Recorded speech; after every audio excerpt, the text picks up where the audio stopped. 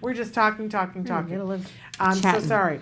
I'm Here we Shannon. are. I'm Nancy. Welcome to Let's Talk Autism with Shannon and Nancy. Good to be here And I with you. apologize. I was completely No, off that's in okay. another place. We were just deep into a conversation. Deep into the conversation. I Yeah. apologize. So lots going on this week, as always. Yes. And we talked about the Alabama bill for We were all ABA excited therapy. about We were that last excited. week, saying that there are only going to be 3 states left, and it looked like Alabama was a done deal. It that they were passed gonna- 100-0 in the House. Yeah. So what happened in the Senate? It's been blocked. It's been stalled, I mean. Well, and there's a public hearing that's going to happen tomorrow. Right. And so we want to let people know, if you're in the state of Alabama, to put your eyeballs on this, get on the phone, talk to these senators, and let them know. I don't really. We've got Senator Dick Brubaker, who is on the Senate floor telling his colleagues not to be guided by insurance lobbyists opposing the measure. And so I don't really understand. Is that where we're at? The insurance companies have come in and said we don't want to pay for this? I think that it sounds like they're talking about cost associated with it. The purpose of government, though, Brubaker says, is not to rally around and protect the strong, which is so true. Thank you very much. It looks like they're lobbyists and that they're talking. All the more reason for us to stand up and speak up and Right. talk to these senators. If They're you're saying the costs do play a factor when you have to balance a budget. The question is, how much does it really cost? And the new vote will happen on May 10th. So that's coming up very quickly. Because we're already at the 3rd here. So have your voice be heard. Especially if you're in Alabama, let your senators know what you expect them to do and that you won't stand for anything else. Did you have an opportunity this morning to see there's an amazing story that just broke this morning. In Kansas, an officer, there was a 4-year-old boy on the autism spectrum who had gone missing in a park, and his parents were looking for him. We're not really sure if the officer was in the park looking for the boy, but he saw the boy walking by a pond. And the boy literally fell into the pond, right? Yes. And there's he a happened video to be there at the right time. And there is a video of the body cam of the officer that does not hesitate. He runs down the hill, jumps in the water with everything on. You know, there's no taking the shoes off or getting the camera off or whatever. He's in the water and fishes that little boy out of the pond and puts him on the beach there. And you know that if he hadn't been there, like 2 minutes difference, right? And how often have we seen that here on the show? This is just really kind of a miracle, isn't it, Shannon? It really is. And this gentleman, Aaron Bulmer from Kansas, he's a hero. He is a hero. Very fast thinking, what sharp amazing eyes, attention to detail. That he was right there at that critical time. And you so see this important. little boy. I mean, you know, there's something about it that's so powerful, because how often do we talk about this and you see the moment in which, you know, the fates came together and converged, and this little boy's life was spared. When we talk about elopement and how important it is, number one cause of death in children with autism and individuals with autism is drowning, as we've discussed. So we got to be very cognizant of that. Again, and for, I think our audience is pretty up to speed on this, but it's hard sometimes when we're talking to the audience at large, and they will say, well, you know, why weren't the parents watching? And you just want to scream and go, you just don't get it. No, how quickly it can happen. Like, to anybody, how quickly it can happen. The most diligent parent, you know, your focus cannot be 100% of the time. And it's a life. It's a life. So we want to say congratulations to that family for this quick thinking in Topeka, Kansas. Officer Bulmer, Aaron Bulmer. Whew. What a hero. What a hero. Okay. This was an interesting, did you see this story about of course you saw it, you found this story, diagnosed autism linked to maternal grandmother smoking and pregnancy. Yes, and I gave my copy of that to Dr. Grampiche. Okay. So you got the lead on that. But yes, I did see it. It's scientists from the University of Bristol. They looked at 14,000 participants in children of the 90s and found that if a girl's maternal grandmother smoked during pregnancy, the girl is 67 times more likely to display certain traits linked to autism. Okay, so for instance, girl's grandmother. So my mother smoked, And what they're saying is that, you get your eggs when you're born, all Right. the eggs that you're ever going to have, Right. and that there is the potential that there's something about a mom smoking that changes the DNA in the eggs of a girl who is born. Right. So my mother smoked, my eggs potentially, according to this study, the DNA changed. So I've got a ticking, situation Right. happening in my potential womb. I go to have a child, and the egg that creates that child has been changed by what my mother smoked. Right. And that extensively, they're saying it's a huge risk factor. Which is just astounding to me that far back Well, there are these factors. when somebody was explaining to me once, my mother was born in 1937, and when she was born, the egg that created me was born. So I came from a 1937 egg. And when I thought of that, I was like, but I wasn't born in 1937, but that's the egg that created me was created then and was partially formed by my grandmother. Right. And so it's not, if you've ever seen Ken Cook from the Environmental Working Group talk about, he does a talk called 7 Americans, 9 Americans, something like that, where he profiles pesticides and chemicals that are in people's bodies. And he says, you're just, 7 random people, and he shows you chemicals in their body that have been banned for 40 years. And yet he reveals to you, spoiler alert, don't listen if you're going to go see him. At the end, he reveals to you that these are newborn babies that have been born in the last year, but they are born with chemicals in their system that have been banned for over 40 years. These things don't go away. Okay. So that's the So takeaway interesting, on and of this. course, there's a lot of people pointing at this study saying that they have issues with it. We're waiting for confirmation on that, but It was in scientific reports, by the way. If anybody wants to look and that up. thus far, it has been inconclusive. They've been studying for years to see if a mother smokes, is there any higher risk Right. of autism, and that's inconclusive. But this seems very grandmother. powerful, the grandmother. So I'm thrilled that my mother is not alive to hear that, because she would say that I would be blaming her Right. for not blaming anybody. Okay, you want to talk a little bit about the dad whose son was perseverating on Blockbuster? Oh yes, there was a young man in Mission, Texas, who he's 20, and he has autism, and he loved Blockbuster. That was his thing. I mean, just going to the Blockbuster store. It was everything He would to go 2-3 times a week.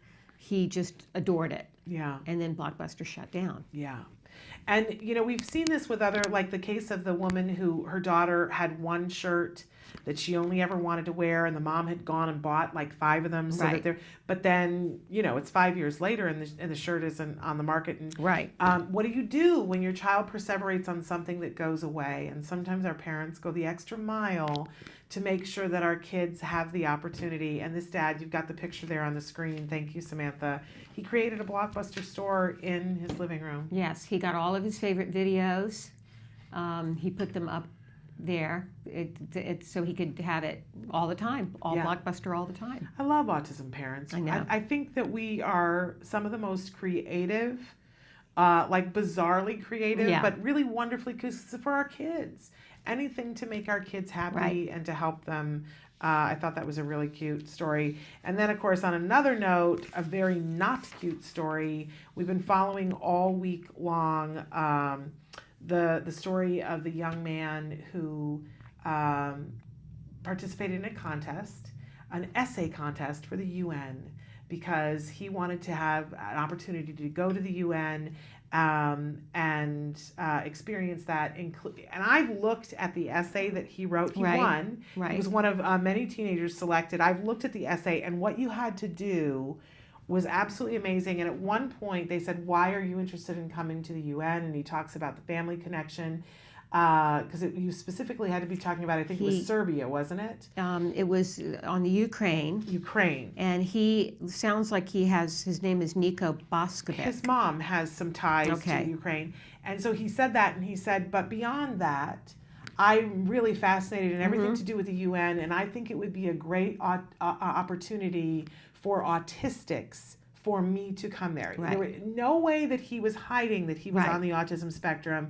He won, And so he, gets this big award. You get to come and be a scholar at the UN and be a part of this thing. And mother wrote back and said, he's nonverbal. Right. He uses a letterboard to communicate. And that I will be coming with him as his chaperone to help facilitate his communication. And they rescinded the invitation and took away the award and said, I'm sorry, we can't accommodate you because there are no chaperones. At first, they just said, no, I'm sorry, we can't accommodate you because you have autism. And then they clarified it and said, well, we can't accommodate people who are nonverbal. And then when there was such a storm about it, they clarified and said, well, we can't have chaperones. Right. And it's stunning. Everyone is saying, are you kidding me that this could happen in this day and age? When you look at this and think, if they were saying, oh, sorry, we can't accommodate a wheelchair. Right. Everyone would be like, well, that's 100% not okay. So I don't understand what the disconnect is here. Right.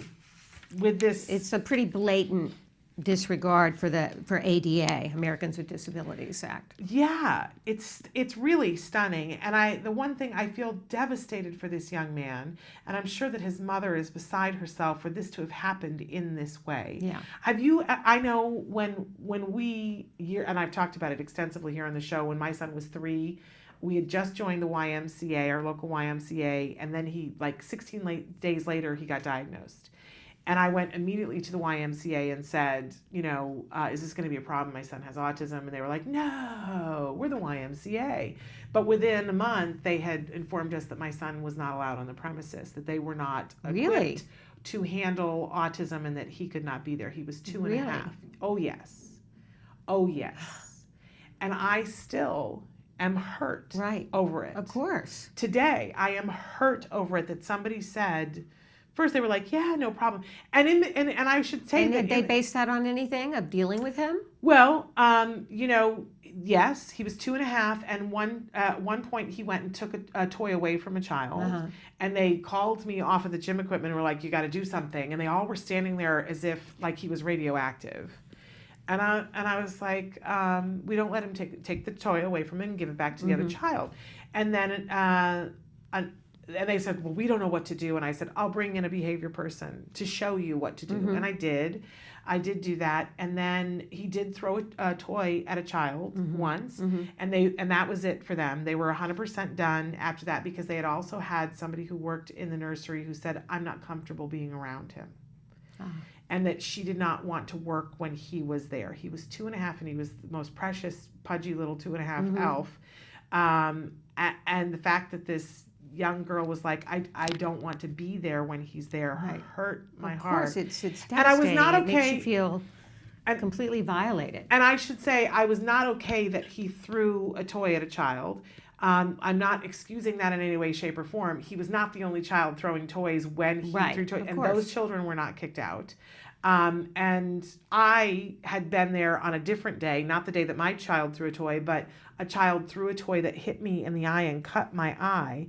And that child's mother was the director of the program, the nursery program. He was not kicked out. And it was not like, oh, we're not equipped to deal with that behavior. But my child, after once throwing a toy, it was clear discrimination. Right. And it was hard for me. It's still hard for me. And I know that YMCA has gotten together, and I know from a parent that's been to that YMCA that they've been wonderful, and that after we left, and believe me, I left it different than I found it. Yeah. But I know how much it hurts when somebody says, I've had babysitters before who, a friend, I didn't have a babysitter for a night, and she had a babysitter for her kids, and I said, we can't come, I don't have a babysitter. And she said, no, my babysitter will take him too. And then she called me and she was like, oh, yeah, no, she doesn't want to do that. Work with a child with autism. And I said, oh, and she's like, no, I mean, it's not that, but she doesn't want to have more than 2 kids. Yeah, but you knew. I knew exactly what it was.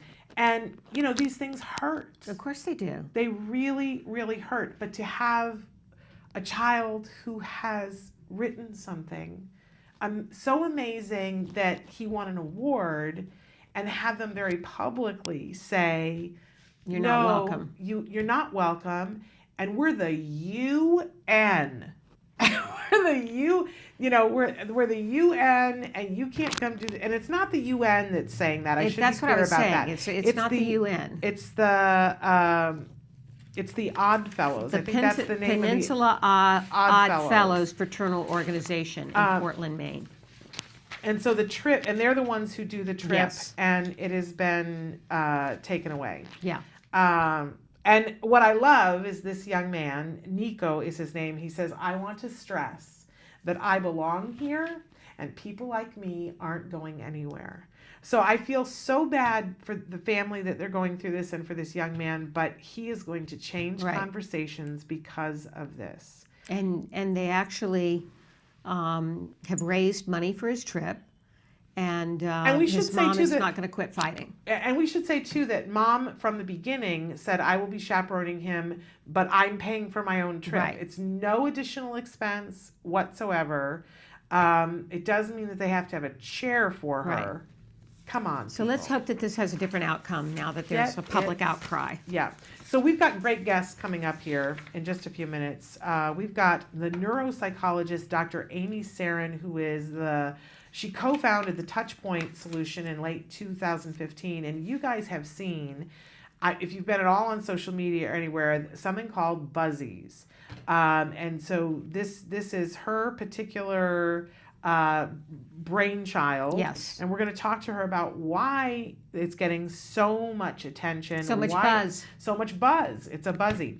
And then a little bit later on in the program, we are having a gentleman who's going to talk to us about coding autism, and we're really excited about that. So we're going to take a short break, and then we will be back with more Let's Talk Autism with Shannon and Nancy after these messages.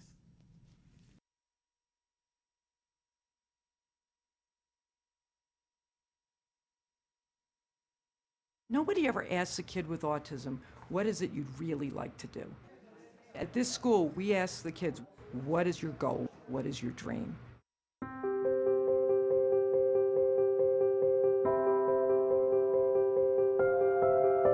Exceptional Minds is a vocational training program for young adults on the autism spectrum who want to have careers in computer animation and visual effects. I think young people with autism are totally underestimated. When you've met one person with autism, you've met one person with autism.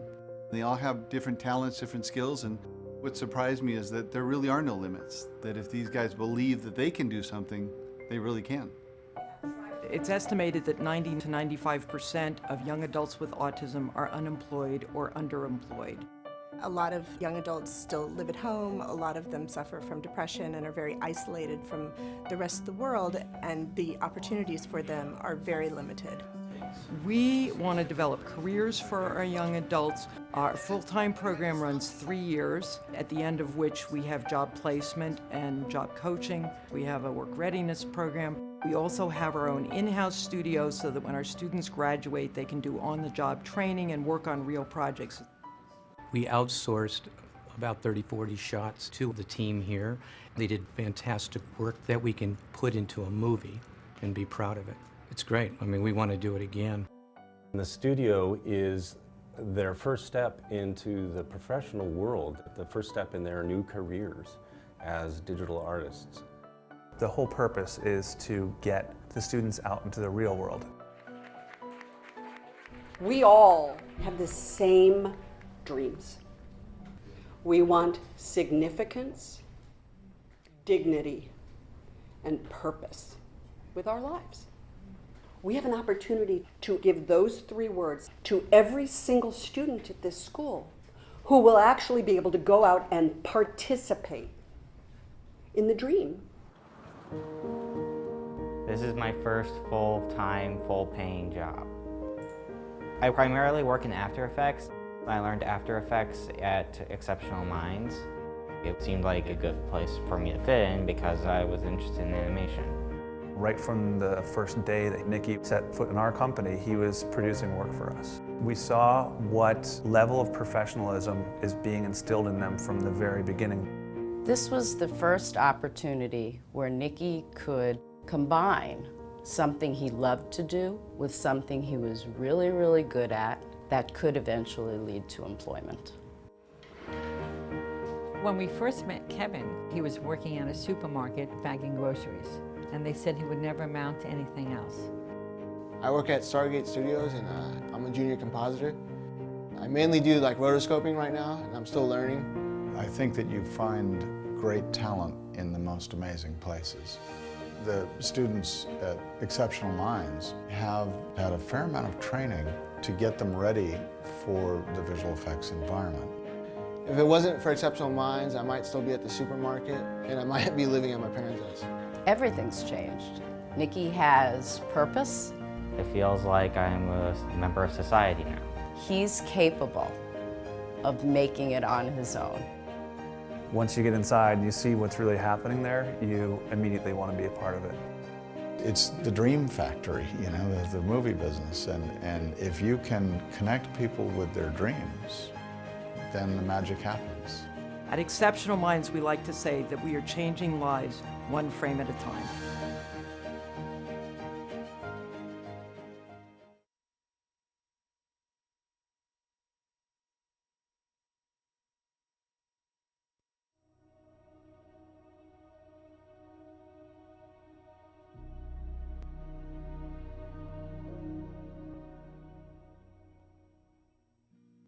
Hello, fellow activists. Today we're going to talk about the 10 steps to empowerment. Step number 1, accept and embrace this challenge. By telling you to accept and embrace the challenge, I don't mean you have to love autism. Let's get this straight. I love my child with autism, but I hate that autism stole a big part of his childhood. When I look back at my journey, I realize that I knew in my gut that my son was regressing at the age of 2. I had a hard time with acceptance. It didn't come easy for me. My denial may have stemmed from the fact that I didn't want to go through what my own mother had, raising a child with Down syndrome with no support. I even equated my mother's alcoholism with her being stuck at home with a disabled child. I didn't want that life for myself.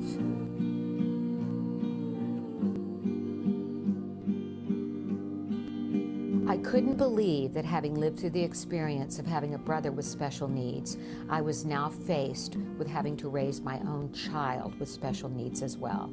But being in denial did not make the truth go away. It's when we can accept the truth that it can set us free. Until next time, stay strong and keep the faith. And welcome back to Let's Talk Autism. We are joined now by neuropsychologist Dr. Amy Sarin. Dr. Sarin co-founded the Touchpoint Solution in late 2015 with the mission of bringing relief to those who suffer from anxiety and stress. And over the last decade, Dr. Sarin's work in therapy and neuroscience led to the discovery that a component of successful PTSD treatment could be used as a standalone product for a range of individuals who have stress and anxiety. The product was a powerful treatment, too powerful to be confined to doctors' offices. So she worked with her partner, Vicki Mayo, to bring Buzzies to the world. Welcome to the show, Dr. Amy. Thank you so much for having me. It's a pleasure. Yeah, good to have you here. We're thrilled. Buzzies. Tell us exactly what Buzzies are. All right. Well, first thing to cover is that we actually are changing our name. There's some confusion with the name Buzzies for some reason, and people thought that that what we have was actually shocking people because of the name, or that it would be too loud to use in a classroom. So I will be referring these as touch points today, Okay. And I might slip up and say Buzzies, but we are shifting the name just because consumers were getting a little bit confused. But these are touch points, and they have a technology inside them called bilateral alternating stimulation in tactile form. This is a similar technology to what's been used in therapies like EMDR and tapping therapies, and therapies that typically work better for certain conditions like PTSD or anxiety or phobias. Some treatments work better than traditional treatments, and people don't really know that when we add some things that are kind of interfere with what we call the somatosensory cortex, we actually can reduce in real time the brain stress response. Okay, now there's a couple rules to using these. One is that you have to have 2, and 2 come in a kit. and they have to be one on one side of the body and one on the other. And what they do is they help the brain make a different decision about the stress response. And so for people with autism, the issue is that even simple changes in the environment, like sensory issues, for example, the brain will choose to put the body into a state of heightened nervous system, fight or flight, anxiety. This is happening so often in children and adults with autism. So this is kind of a stress hack. And this is a way to move their brains back into a calm state without them having to do anything or change the sensory environment around them. Okay, so how do they wear the Buzzies? Explain how that works. Yeah, so there's a lot of different ways. The touch points will work no matter where they are on the body. So they do come in these discs here, okay? And what I'm doing is I'm pulling off a clip, and they also come with clips. So you can put these discs in your pockets, one on each side of the body, in socks. They don't have to be touching the skin to work, okay? Or you can add the clip, and I don't know if this will show up on camera, but see this clip right Yes, here we can see that it. I just slid off? Uh-huh. We have these clips to make it easy. So you can clip them on to your clothing, one on one side of the body, one on the other. So typically when I'm doing interviews like this, if I have a belt on my dress, I'll clip it to the belt, or I'll put them in my pockets, or you can hold them in your hands. We also have watch bands, and they will fit. We have adapters that come in the kit that will fit any standard watch band. And there's also watch bands for sale on a site called buzziesbands.com. And you can buy cool colors and things like that. And so people can actually wear them on their wrists. Okay, so you've got them, and we just saw a picture that Samantha showed too, that you sync this up in some way with your phone, maybe? Yeah, so there's an free app that anybody can download, and I will pull mine up right here. So if you can, it's the app, and the app has controls on it. So you control the frequency, the intensity, and the overlap, so that basically, especially with kids with autism, they're very sensory sensitive or sensory avoidant in many cases. So some of them like it very, very low intensity, just a very, very gentle vibration. And some of them like it a little bit more intense of a vibration. So we can play with that in a way that they respond to better. But the entire range of what's available on the app will work to help calm the body down. And it is a vibration that happens. It is a vibration. It's non-invasive. And this is why we had to change the name. People were like, what are you doing? Are you sending? How does this work? Because I think people think we have to do a lot to manage stress. And really, when you understand the brain works, you just need to interfere with one network that's a non-conscious network, and that's the network that's deciding what to do with the stress response. And you can do that with gentle vibrations, but they have to be very specifically calibrated, and there's some tricks and some trade secrets as to exactly how that works. But when you do that... Can I interrupt you for just 1 second? So how does the app tell it when to vibrate? It doesn't tell it when to vibrate yet. That's going to be a next generation product. It's not reading anything from the body. What it's doing is it's just the external control. So you control when you turn them on and when you turn them off. So if you're feeling stress, you tap the thing on your phone and it gives you a gentle vibration, and that helps to calm you down. Right. And we just had statistics come in from about 1,100 of our users, and I had no control over this data. It wasn't a study, but it's just when they get the app, it asks them how stressed out they feel, and then after 30 seconds, it asks them again. And from those entries, showed a 71% reduction in stress in 30 seconds. Wow, that's pretty impressive. And those are from actual people that just bought the product and used it and entered in their numbers. We got that all in an Excel spreadsheet. We ran the data, and we had it checked by Midwestern University, and they came up with the same results. Now, why does it have to be worn on the right and left side of the body? Just curious. It's a good question, isn't it? It's because of the way the somatosensory cortex is organized. We have what we call contralateral organization of the brain, and if you're just doing something on one side of the brain, it doesn't interfere enough with the network's decision to lower the stress response, so it has to be on both sides of the body. It also has to be alternating, it can't be like a TENS unit, goes like this, and it's the same time on both sides of the body. That actually won't produce the same effect. Okay.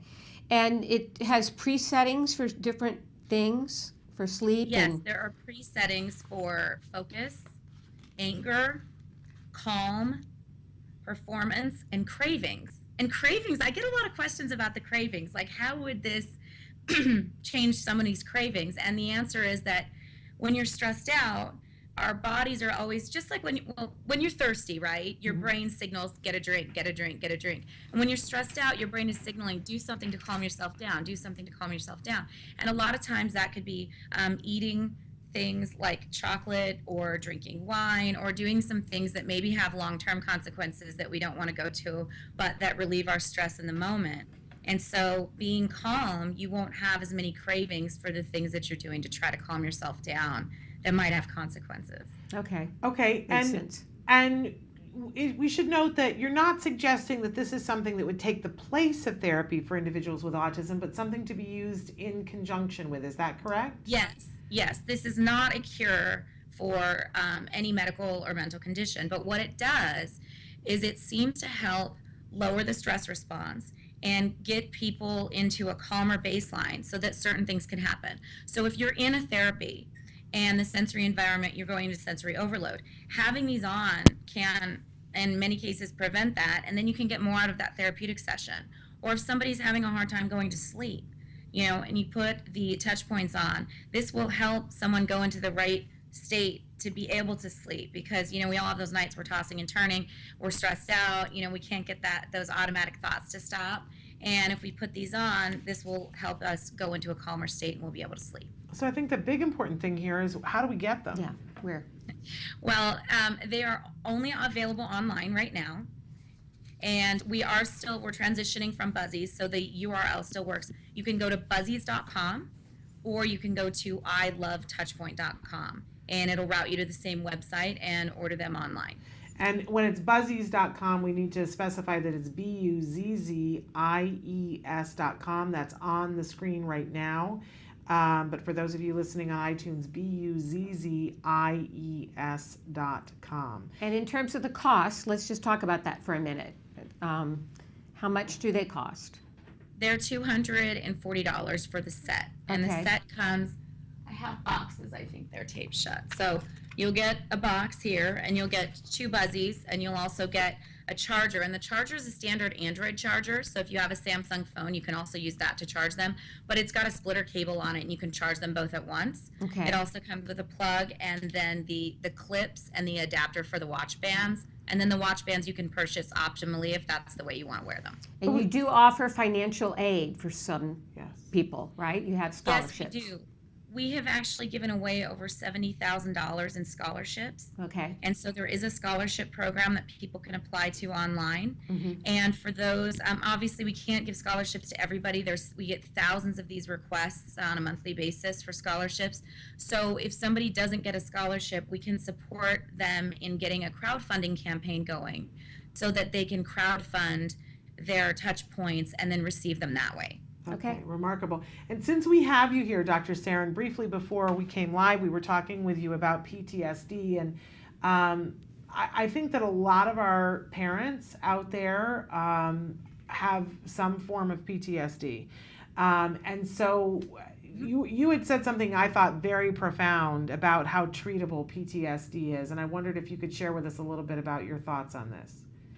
Yeah, I think that we really are stuck in a paradigm now where people are thinking that certain things have to be lifelong conditions, and they don't.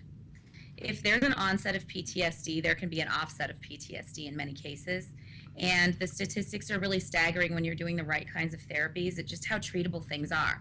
Once you understand how PTSD is kind of a tripwiring of your fear system, you can untrip that. Now, depending on how long somebody's had it and what precipitated it and what other factors are going on, it depends on how long treatment is. But I would say for people with PTSD to seek therapies like neurofeedback or eye movement desensitization and reprocessing, and know that there is some relief for that. And certainly touch points can offer relief in real time, but they're not going to cure PTSD. Okay. Well, I'm certainly encouraging to hear that how treatable that it is. And it's definitely, a valuable tool for children and adults with autism, obviously. It is, and I'll tell you, one of the number one questions we get from the parents of children with autism is, they're nervous. Their nervous systems are really heightened because Yes. they have a child that's, unpredictable and that has a lot of stress and anxiety, and there's a lot of complicating factors in, parenting a child. And it's very heartwarming to see all of the progress, and there's some beautiful, wonderful things about it, but it is very, very stressful. So the question I get from parents is, well, what if my child doesn't like them? And that can happen every once in a while when if they introduce these, a new stimulus, and then the child, throws it, let's say. And it's just kind of going into a movie theater where you go in and it feels really loud, but then you will adjust over time. So what we say to those parents is just give it a little bit of time or try it again. And if in the worst case scenario, there's only a few cases of this, but the child really does not like and can't tolerate the sensation, those parents still need the touch points because of what they're dealing with. Right. So the parent I can would use it. I would encourage the parents to, a lot of the parents take care of themselves last. Right. But when you're on an airplane, you've got to put Take that your oxygen mask on first. We know first. that. Otherwise, Yes. you're useless to help everybody else. And so we're really encouraging the parents to think about stress relief for themselves, not just for their children, so that everybody's lives can be improved. Well, thank you so much for joining us today. Buzzies.com, Right. BUZZIES.com, or I Love Touchpoint. Yes. Thank you, Dr. Sarin. Thank you Thank so you much. so much, and thank you for all that you do. Thank you. Bye-bye. And we're going to take a quick break and be back with our guest, Oliver Thornton. We're going to talk about coding autism. Yes, Oliver Thornton will be with us right after these messages. Stick with us.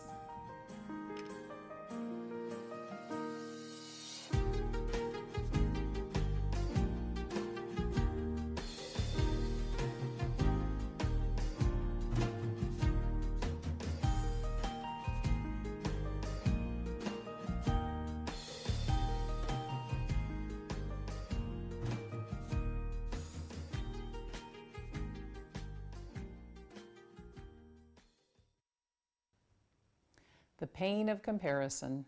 Yes, I know it well. It is never fun to compare your child with other children because that's not easy when your child has a difference, such as being on the autism spectrum. And if you have a child with autism, we have the joy of comparing our child not only to neurotypical children, but also to other children with autism. You have to remember that your child is your child. We love them because they're our children, and their job is to be a child. And our job is just to parent and love them and help them as much as we can. When we hear about some child doing something that our child isn't doing yet or may not do in the long run, it's pretty difficult. And I can tell you, milestones are a hard one. The graduations, the birthday parties, you have to remember you can get through this. One of the best ways to do it, fun. You have to have a group of safe people that you can go to, hang out, that love your child, do something fun together. One of the best solutions is to kind of think about where we are then. Maybe it's time to kind of look at a different situation or a different intervention. So you might look at a different school, you might look at something you've never tried before to be a therapy or a biomedical intervention for your child. Also, disability has always been seen as a form of wisdom in some of the world's great faiths and religions and philosophies. They have a lot to teach us. Our children are beautiful people. They affect people different ways, and they show us really what human nature is all about. So when you feel that pain of comparison, just know that your child is a special person. And I'm sitting here to tell you there are children out there, girls and boys, young adults, older adults who do things that people never thought they would do. They're going to surprise you. You will have those moments. So be assured that your time is coming to be that one that everyone's happy for.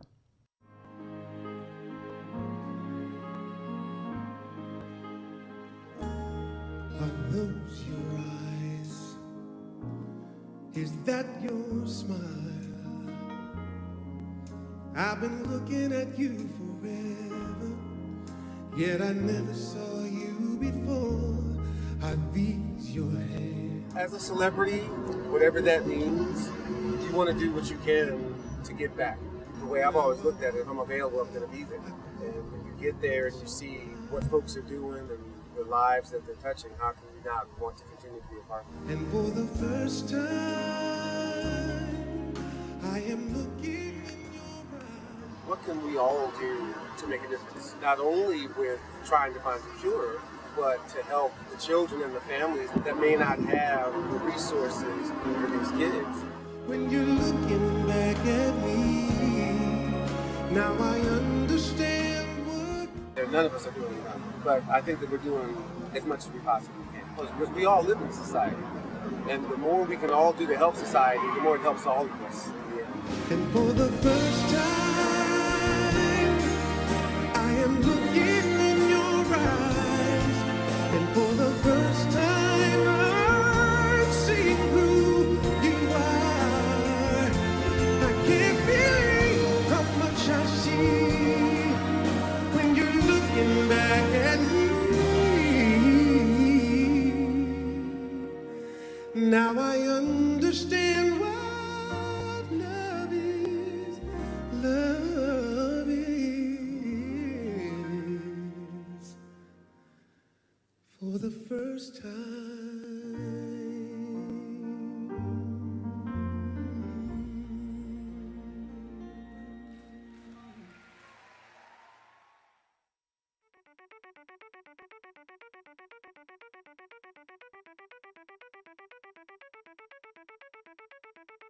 Hi, I'm Shannon Penrod, and we're at the ABCs and XYZs of Special Needs Conference.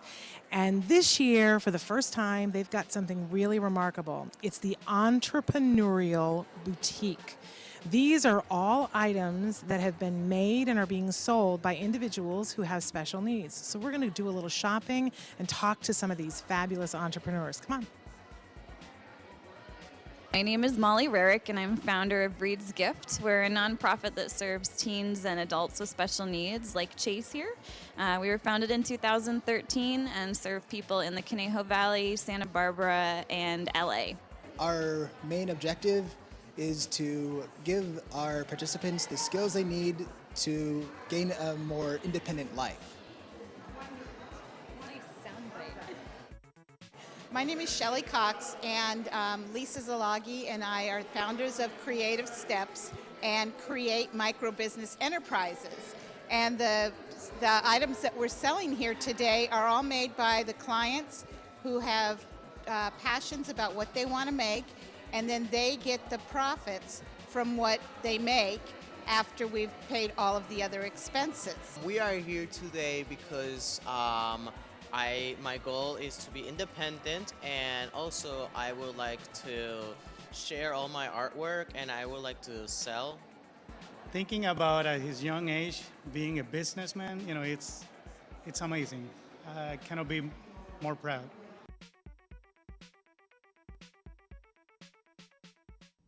Welcome back to Autism Live and to Let's Talk Autism with Shannon and Nancy. Nancy and I are really excited because we love to bring fabulous young people into the studio who are inspirational and doing things that shake the world, and that's certainly true of this young man. This is Oliver Thornton. He is the creator of Coding Autism, and in just a second we're going to talk very specifically with him about what his mission is with Coding Autism, because it's big and brilliant. But we do want to reference, as a side note, that Oliver was diagnosed with Asperger's as a child, and that autism is something very familiar in your family. But you are an incredibly talented young man. You have your real estate license. We were just talking about this, and now you have created Coding Autism. So I think we should start with what Coding Autism is and how did it start? Sure. So I'll flip it. I'll start with how Coding Autism started, and then I'll go with what we are trying to accomplish with it. Okay. So Coding Autism all started, so as you mentioned, I was diagnosed with Asperger's syndrome when I was 2 years old, shortly after my older brother was diagnosed with autism. Later on in my life, my half-brother was also diagnosed with Asperger's syndrome, so autism is very prevalent in my life. I've always thought about different ways as to how I can improve the autism community, whether it's through an organization or through community service or anything like that. When I was at college, Cal Lutheran University, I was in a class called Venture Development, where the premise of the course was to develop a startup concept that you would enroll into your university's new venture competition. And I took that as an opportunity to dwell into autism further and read about it and see what some of the problems were in that community. And I came across so many different articles that talked about the unemployment and underemployment rates of adults on the autism spectrum that would range between 80% and 90%. And I was just completely mind blown at that statistic because as someone who's grown up on the spectrum and someone who has an older brother who was a little bit more severe but was still able to get his high school diploma and obtain his real estate license and have a successful upbringing, that I wanted to develop some type of initiative that would combat that and flip the whole education model on its head so that we can train adults on the spectrum to learn a skill set that they can thrive and have in a very high career growth profession throughout their career. So we took Coding Autism, which is a professional training and coaching company that trains adults on the autism spectrum in software and tech skills such as web development, software engineering, cybersecurity, quality assurance, etc., but also incorporating the soft skills training element of it, from social skill building to career counseling to financial management, all with the hope of obtaining employment within the tech industry. It's amazing. And so is it actually launched? So yeah, we have the like the legal filing for our company. We're set up as a for-profit social enterprise in the process of becoming a B corporation with B Labs. So if you think of your Warby Parkers, your Patagonias, or your Ben and Jerry's or Tom's, those are all B corporations, which are geared towards social impact and having a business model that caters towards causes like autism, for example. We just recently launched a successful crowdfunding campaign on Start Some Good, where we were able to raise just shy of $53,000. That's amazing. Which is, all that money is going to be going towards launching our first program, which is aimed to be around winter of 2017 this year. And what will that program consist of? So that program will train up to 15 adults on the autism spectrum in web development, some skills in quality assurance and Scrum principles. Well, as I previously mentioned, also incorporate some of the soft skills training, from social skill building to financial management to real-world career preparation, and encompass all of that to where we can help find our students employment, whether it's internships or full-time positions within the tech industry. So you're really looking to set them up for success. Exactly. They're going to have the skills to be able to do the job, both the technical skills, but also how to, deal with the water cooler and the different rules, social rules that happen. It's really a lovely thing. And we know that tech companies have made these statements. Several big tech companies have said, we are going to employ this many people on the autism spectrum by this date, but they're having some trouble getting people in who can do both of those. Sometimes they have the tech skill, but the social skill part is hard. And sometimes they have social skills, but they don't have the tech skills. Is that what made you want to do this, because you saw that need? Yeah, so when I was originally looking at how to solve the unemployment, underemployment piece puzzle, I came across a lot of articles that, like you said, some of the major companies like Microsoft and SAP and Hewlett-Packard all launched autism hiring initiatives for trained adults on the autism spectrum in these types of skill sets, from data analysis to cybersecurity to your typical software engineer, and have proposed objective headlines saying they want a percentage of their workforce to be employed within their company by a certain time. So far, a lot of these organizations are on par with their goals, but their biggest problem has been finding trained talent for these roles, because hypothetically these companies want to recruit as many individuals on the spectrum as they possibly can, but if they don't have the skill sets to be able to perform in those roles, they can't do so. So I've been in communication with a lot of the leaders of those divisions, and with Coding Autism, where we're trying to come in is to provide that autism specialized training piece of the pipeline so that we can train adults on the spectrum in the minimal amount of skill sets to where they can be considered for the interview process, where then these companies have their sophisticated onboarding processes to pipeline those talent into their industries. Also, with the tech industry, what's so fascinating about it is not only is it the most highly desired profession for companies, you're looking for your software engineers and whatnot, but also the entry barrier from an academic degree standpoint is minimal. You don't have to have your college degree from an Ivy League school to work at Facebook or to work at Microsoft or SAP. As long as you have the skill set to be able to perform in those roles, they're so highly desired that companies are willing to bypass any type of academic achievement. So when will your first class, do you think, start? When you'll have your first student? We're aiming to have our first program take place around November of this year. Okay. We just wrapped up our campaign, and a lot of our goals are focused on refining the program that we want to offer, hiring our coding instructor and other employees that would play an integral role in that program. And also we're interviewing candidates for our program. So anyone who's interested in enrolling for Coding Autism's first prototype program, which also will be free for the first 15 students, can go on our website, www.codingautism.com, and sign up for the wait list there, where we'll reach out over the next few months about interviews. Amazing, and free for the training. first 15. Correct.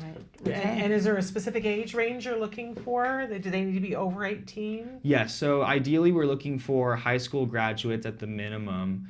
Anyone above 18 that is looking to get into the tech industry, or they could be someone who's has a current job that they're not satisfied with and wants to transition into the technology industry. Okay.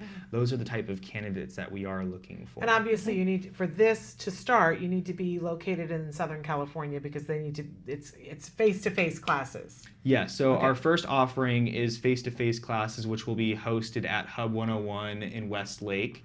Which is just outside of Thousand Oaks in Los Angeles. In the future, we will have online offerings that will cater to anyone around the globe who's interested in our program. But as we are a startup, we're resourceful, and with the way that we want to construct our program, it makes more sense for it to be in person, so that we can have our occupational therapists and other personnel on site to navigate the process. Fabulous. And what's the web address again for your website? It's at www.codingautism.com. Fabulous. You're inspirational. Oliver, young you really man. are. You're Look gonna at be- you. You're doing good things. You Oliver. are. Thank you.